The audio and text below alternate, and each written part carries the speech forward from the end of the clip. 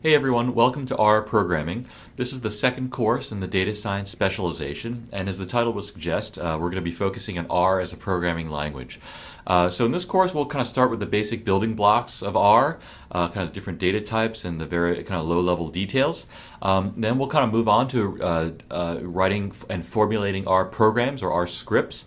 This involves things like control structures and writing R functions and kind of doing some basic operations on data. And then we'll talk about kind of profiling your code, some of the tools for debugging, and kind of how to work through longer pieces of code.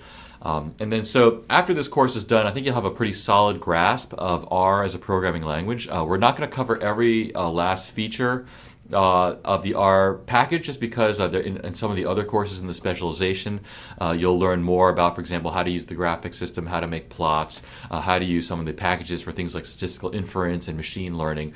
And so that will be covered in other classes. So the purpose of this class is to really kind of get you into R programming, particularly if you're not very familiar with the language, and to make sure you kind of get a sense of the nuts and bolts. So I hope you enjoy it, and I think after this course is done, you'll be ready to move on to to the other courses in the specialization.